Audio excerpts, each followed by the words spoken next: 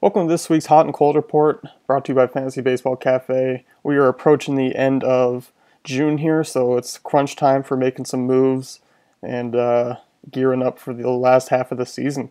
Coming up pretty shortly here. Let's just run through some quick stats here for June. Some of the best guys so far.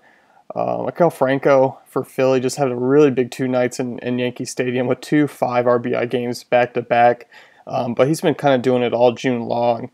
Kind of the unforgotten prospect here for Philly with, kind of getting hidden in the talents of, Chris Bryant, Carlos Correa, those types of guys. So he's kind of gone under the radar, but hitting over 400 this month with 8 homers. So it's nice to see from the Philly prospect. And a couple of home run kings here. Giancarlo Stanton, 11 homers, but that number just went up a couple minutes ago. He just homered off Jaime Garcia, so he is up to 12 this month, and he is tied with Albert Pujols for the lead in June. So both of them, 24 homers combined, so pretty crazy. Manny Machado has been red hot this month, hitting 379 with 6 homers and 40 combined RBIs and runs. So he's really swinging the hot bat there. Pitching, a couple surprise names: Giovanni Gallardo, Jaime Garcia, who I just mentioned, and Garrett Cole, all ERAs under 1 this month, except with some updated stats over the last 20 minutes or so. Garrett Cole just gave up 4 in the first to the Reds, so he'll be dropping off the list under ERA for this month. But still, Garrett Cole's been lights out. Kind of a tough stretch here in the first inning there. And then, of course, Max Scherzer, Chris Sale have all been your elite guys. Sale 63 strikeouts this month. And Scherzer, as you've seen him all over the ESPN highlights this month, really dominant, throwing almost 2 perfect games. He had the no-hitter. He's allowed 3 base runners in the last 2 starts, and he'll face the Phillies in a few days, so he'll definitely have a chance to keep it going. Let's take a look at some options on the mound here. I talked a little bit about Taijuan Walker for the Seattle Mariners in the pitcher profile for the pitching preview this past week. Really nice numbers here in June. He's 3-1 with a 3.14 FIP. His strikeout rate is up. He's got 10K through 9 in that span. And I said he's upped his ground ball rate and his strikeout rate as well. So, over the season, he's kept trending in the right direction, which has done well for his success, as we have seen. So he's progressed really nicely, and I really hope that he keeps that trend going. And everything kind of looks good for the rest of the season if he does so. Of course, he gets to pitch in Safeco, where he's pitched really well this season. He's had his blow-ups on the road. And because his ground ball rate is still slightly average and he can have an off game as any pitcher, of course, he still, has the potential blow-up. But still, I like him going forward. I know, he was kind of preached as a nice sleeper in the early stages of the season and draft season, but he didn't pan out well, but he seemed to get it together here. And I mentioned Giovanni Gallardo. He's been great this June and kind of great for the Rangers. And there's talks of them bringing in Cole Hamels, and that lefty duo for them will be pretty good, and it should keep him in the race. He's been kind of unlucky in getting wins. He's only has 1 win in 4 starts, despite that ERA under 1. 2.27 FIP. He's allowed a 281 over the season, which is nice. And both sides of the plate have less than a 20% line drive rate, so he's pitching really well this season.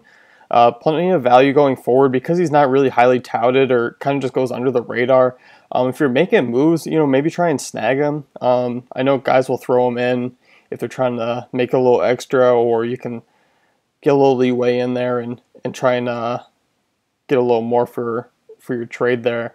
And Jaime Garcia, a lefty here for Cardinals, he's really stepped up nicely. He's always been a decent fantasy player when he's healthy, and he's doing that so far this month. An ERA of 0.96 over 28 innings, a 1.89 FIP. Strikeout rate is a little low, but that's always kind of been his style. But the WHIP and the ERA, that's more than enough to make up for it. So as long as he's healthy, he's a nice pitcher for the rest of the way. The White Sox, Carlos Rodent is a nice buy low candidate right now. He has an ERA in the 4s this month, which looks troubling. But, he's got a really nice ground ball rate of 51%, and he had a 2.37 FIP this month, along with a 9.5 K through 9. He struggles with his command at times. He's an inexperienced, he's a young pitcher. Yep, he still has a lot of strikeout upside. The 367 BABIP this month is pretty high. So I expect him, keep guys off base, and that number will go down. With the strikeout upside, he's a risk willing to take. He's a pretty decent left-hander, and unfortunately, he's not going to get a ton of run support, so you can't really count on him for wins a ton. But the strikeout upside's there if you need it. A couple of struggling guys that continue to struggle. Andrew Kashner, I talked about last week. If you haven't, just ship him off. He's had another terrible start. He just can't get it together. Nothing I like from him to keep it going. Same with Colin McHugh. Maybe a guy I try and ship off along with Jeff Samardzija, who I'm still not loving. Those guys are nice trade candidates to put on the block and see what you can get for them. And then a couple of bigger names who have been doing well this season. A couple of Michael Pineda, real big blow up against Philly. Trevor Bauer has been struggling a little bit, but still both their strikeout upside. Guys, it's not a shock response here, but just hold on to them and they'll bounce back. Nothing to really worry about there. Nice buy low target is John Lester. Many view him as underperforming this year, yet he's really on pace with his career averages. So I know the transition to the NL and what he did last year for the Red Sox with his ERA very low and the strikeout rate up. People expected duplicate numbers, maybe overdrafted him, maybe they're not happy with him. So I've seen a lot of owners try and sell him off for cheap, especially with him in June. He's a guy over June, 349 BABIP. Barely an SP2 guy right now, if you want to consider him that. But I still like him going forward. If you can get him for cheap, I'm going after him. I'll take those numbers all day at the back end of my rotation, or if I can get something for him for a good deal. Going to the plate, Boston's bats have really waken up here. Mookie Betts has been great. I think he won a Hitter of the Week award for the AL. And same with Brock Holt and Dustin Pedroia. They've been hitting the ball really well. Those two more continue to hit the ball well. Mookie Betts has jumped that average up very quickly. Jason Heyward's really heated up after a poor season at the beginning. I'm still not really too high on him. I still believe his numbers are obtainable elsewhere, which is why I would maybe look to ship Heyward. Just right, this hot streak is, he's hitting 348 with 18 runs plus RBI, 6 homers plus stolen bases this month. Yet Joey Butler for Tampa is hitting 346 with 8 stolen bases plus homers and 22 runs plus RBIs.